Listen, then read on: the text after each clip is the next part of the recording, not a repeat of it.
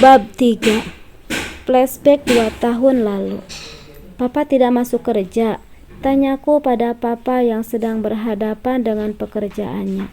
Tadi ada telepon dari kantor, katanya papa diliburkan hari ini.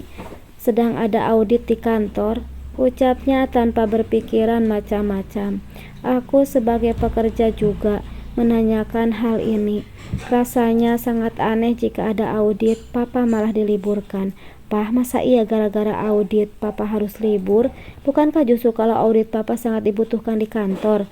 Tanyaku menyelidik. Papa juga tadi heran kenapa hanya papa yang diliburkan, sahutnya. Lalu tidak lama kemudian ibu dan Maya datang. Pah, ada polisi yang cari papa di depan. Astaga, ucapan ibu membuatku tercengang. Kenapa bisa ada polisi datang? Polisi? Ada apa ya, Bu? Tanya papa keheranan. Aku dan papa mencoba menemui pihak kepolisian yang datang. Selamat siang, Pak Ari Sudono. Siang, Pak. Ada apa ya? Tanya papa masih belum mengerti maksud kedatangan petugas kepolisian ke rumah. Karena memang tidak merasa berbuat kesalahan. Kami ditugaskan untuk menahan Pak Ari atas tuduhan korupsi di perusahaan tempat Bapak bekerja. Aku yang mendengar ucapan petugas sontak terkejut.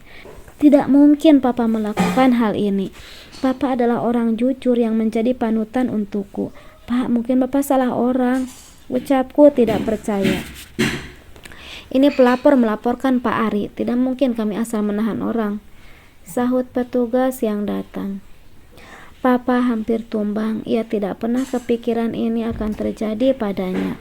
Pantas saja hari ini Papa diminta untuk libur. Pak, pelapornya ingin menjatuhkan nama baik Papa saya.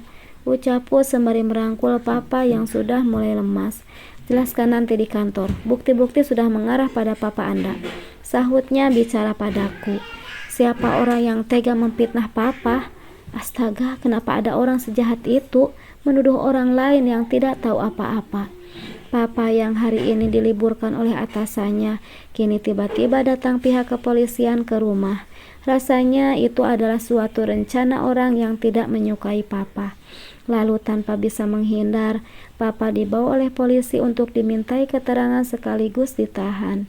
Ibu dan Maya tak bisa berbuat apapun. Mereka hanya melihat dari kejauhan. Bu, ibu kok diam saja? Tanyaku sembari mengoyak tubuhnya. Maya, kamu juga. Papa tidak mungkin melakukan itu, ujarku pada Maya yang hanya diam sendiri berdiri di depan kamarnya. Mereka tidak peduli dengan papaku yang tengah diborgol oleh polisi. Mereka tidak berusaha menjelaskan pada pihak kepolisian bahwa papa kami tidak akan berbuat seperti itu. Aku coba ke kantor tempat papa bekerja untuk meminta penjelasan karyawan di sana. Kenapa papa yang dituduhkan atas tindakan yang tidak pernah ia lakukan? Setibanya di sana, ada salah seorang karyawan yang tidak lain adalah sekretaris di kantor itu, Mbak Sela namanya. Aku sering menitipkan makan untuk papa kepada Mbak Sela. Siang, Mbak, mau tanya kenapa papaku dituduh korupsi ya? Tanyaku pada Mbak Sela. Tadi ada sidak, katanya bukti tertuju pada Pak Ari, Sulis. Bukti apa? Tanda tangan Pak Ari Sudono. Tanda tangannya sebagai bukti korupsi, Sulis. Astaga, berarti papa dijebak oleh orang yang tidak menyukai papa yang baru saja naik jabatan.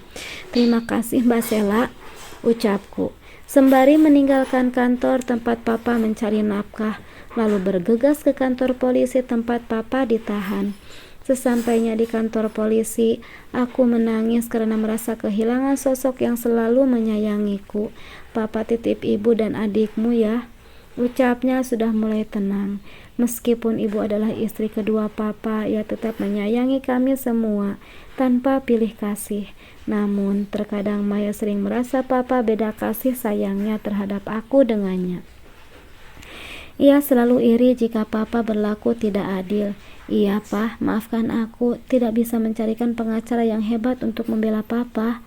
Itu tidak akan membuat papa bebas, Sulis. Papa tahu betul ada yang sudah merencanakan ini, sahutnya.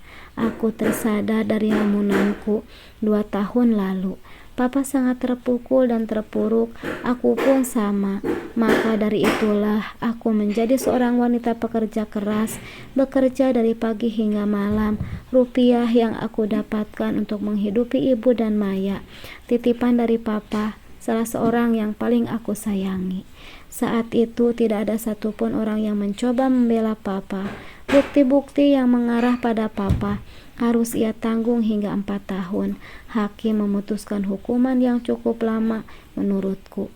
Itu juga berdasarkan bukti yang telah memberatkan Papa. Sampai saat ini aku belum bisa membuktikan siapa yang tega memfitnah Papa. Jika aku dapat membuktikannya, kemungkinan Papa bisa bebas lebih awal dari masa yang telah ditetapkan. Aku menghela napas panjang, mengambil tas dan kunci mobil yang telah kubeli dengan jerih payah, dan selama aku di luar kota, Maya lah yang memakainya. Sesampainya di rumah tahanan, aku menemui Papa. Sudah setahun aku tidak menemuinya karena tugas dari kantor. Rasa rindu yang menggebu-gebu padanya membuat haru saat aku menemui sosok laki-laki yang paling aku sayangi. "Sulis, kamu sehat, Nak?" tanya Papa saat aku berkunjung menemuinya kembali. "Sehat, Pak. Maaf setahun tidak mengunjungi Papa, tapi Ibu dan Maya masih kesini kan?" tanyaku membuat Papa melepaskan genggaman tangan yang tadi ia genggam. "Tidak pernah, Nak. Papa pikir kalian sudah melupakan Papa." Astaga, mereka benar-benar keterlaluan. Selama setahun aku di luar kota, selalu aku transfer sejumlah uang yang aku titipkan untuk sekedar menjenguk Papa seminggu sekali di rumah tahanan ini.